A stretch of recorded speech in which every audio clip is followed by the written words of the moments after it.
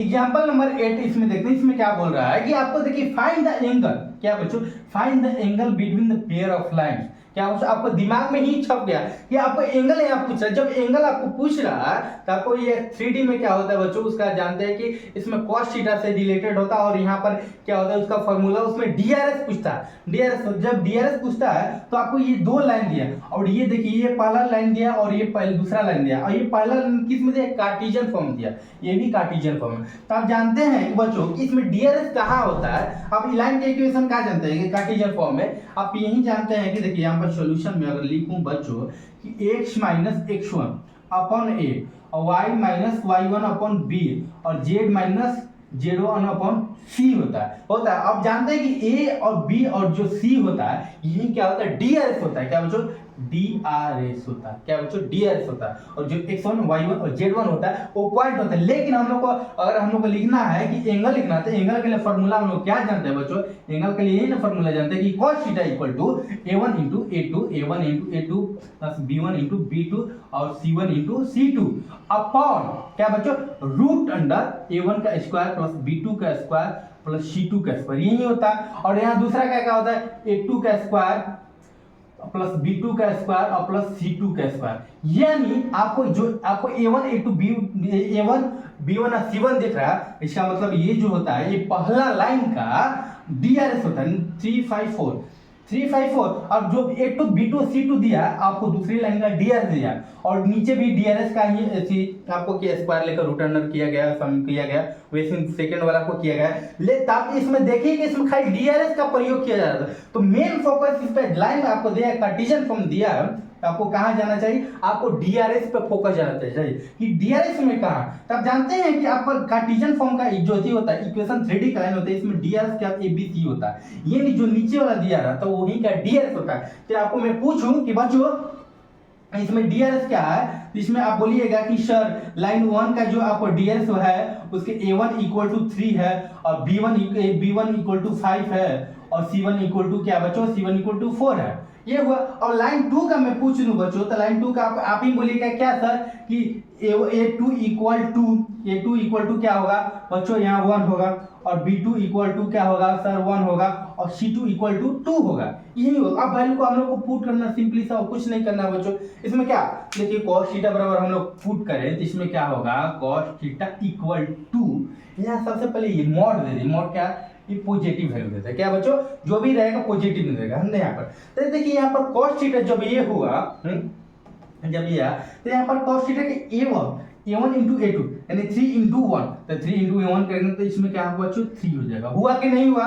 और उसके बाद हम लोग क्या करेंगे कि b1 into b2 यानी 5 into 1 यानी क्या होगा बच्चों, ये 5 हुआ, ये 5 हुआ, और c1 into c2 तो 4 into 2 यानी 8, आपको ये 8 होगा अपॉन रूट अंडर a1 का स्क्वायर प्लस b1 का स्क्वायर और प्लस c1 का स्क्वायर हो जाएगा। तो यहाँ पर करेंगे बच्चों तो a1 का स्क्वायर कितना होगा, a1 का स्क्वायर करेंगे 3 का स्क्वायर 5 का स्क्वायर और 4 का स्क्वायर, यहाँ b1 का है ना बच्चों। तो देखिए a1 का स्क्वायर क्या होगा, 3 का स्क्वायर प्लस इसमें 5 का स्क्वायर प्लस 4 का स्क्वायर, क्या बच्चों 4 का स्क्वायर, इतना हुआ। यहाँ b1 की जगह 5 का स्क्वायर में लिख दिए, गलती उस समय लिख दिया था। चलिए अब इसके बाद यहाँ पर क्या करेंगे बच्चों, इनटू, यहाँ इनटू देखिए, यहाँ इनटू लिखिए है ना, यहाँ इनटू लिखिए, चाहे नहीं लिखिए, मल्टीप्लाई का रूट अंडर में रहता तो ऐसे ही लिखा जाता है। चलिए यहाँ पर उसके बाद यहाँ पर क्या कर दिए, यहाँ पर इतना हो, और इसमें root under a2 b2 c2 का स्क्वायर करेंगे तो इसमें a1 का स्क्वायर, इसमें a1 का स्क्वायर प्लस a1 का स्क्वायर 1 का स्क्वायर और 2 का स्क्वायर, इतना हुआ। जब इतना हुआ 1 का स्क्वायर 2 का स्क्वायर और 2 का स्क्वायर यहाँ किए, तो इसका जब हम लोग हल करेंगे तो बच्चों ये कितना आएगा, तो 3 5 8 8 और 8 प्लस 8 कितना होता है, 16 होता है। 16 हो गया यहाँ पर बच्चों। और यहाँ पर देखिए तो 3 का स्क्वायर 5 का स्क्वायर और 14 का स्क्वायर, ऐसे ऐसे 4 का स्क्वायर करेंगे तो इसमें कितना होगा बच्चों, 16 25, तो 25 और कितना हुआ 16 41 और 9 50, रूट अंडर 50 हुआ, क्या रूट अंडर 50 हुआ, यहाँ से मोड में दे दिया। और उसके बाद यहाँ करेंगे तो 1 का स्क्वायर 1 होता है, 2 का स्क्वायर वो ऐसे 4 होता है और इसका 1, तो इसमें कितना 4 5 6, रूट अंडर क्या बच्चों 6 हुआ, रूट अंडर 6 हुआ। जब इतना रूट अंडर 6 हुआ इसका मतलब जब भी हम लोग मल्टीप्लाई करेंगे, इसमें मल्टीप्लाई रूट अंडर करेंगे तो 15 इंटू 6 करेंगे तो आपको 300 रहेगा। तो 300 का हम लोग करेंगे तो इसमें कितना बच्चों, यहाँ देखिए cos theta equal to 60 upon root under 300। तो यहाँ पर आपको देखिएगा जब ये 300 यहाँ लिखा हुआ है, इसको हम लोग 3 इंटू 100 लिख सकते हैं। क्या बच्चों 3 इंटू 100 लिख सकते हैं, और 100 जहाँ लिखेंगे तो 10 बाहर आ जाएगा। तो यहाँ का 10 आपको बाहर 10 इंटू रूट 3, और इसको हम लोग कटाएंगे तो क्या होगा बच्चों, यहाँ 5 होगा, यहाँ 8 होगा। क्या बच्चों 8 होगा, ये मॉड में दिया तो 8 अपॉन क्या 5 रूट 3 हुआ। क्या बच्चों 5 रूट 3 हुआ। तो ये हम लोग का जो ये आंसर आया, ये हम लोग को cos थीटा है। क्या बच्चों, यह cos थीटा। क्या बच्चों cos थीटा।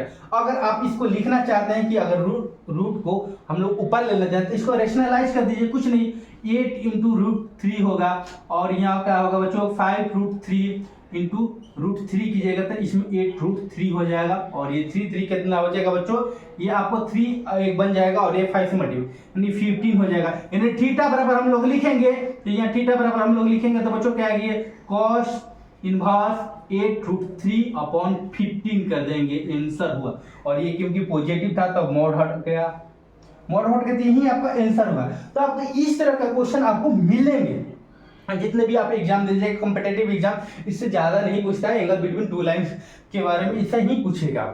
आप फोकस करना, आपको सारांश की पॉइंट है, आपको डीआरएस आपको फाइंड करना कि डीआरएस अगर नहीं दिया तो उसमें डीआरएस फाइंड करिए और डीआरएस निकालने का फार्मूला को पुट कर दिए, आंसर हो गया। इसी तरह का आपको क्वेश्चन आते हैं। तो चलिए हम लोग अब अगले टॉपिक में जाते हैं, है ना, shortage distance between two line, है ना, उसके बारे में हम जानेंगे। वो बहुत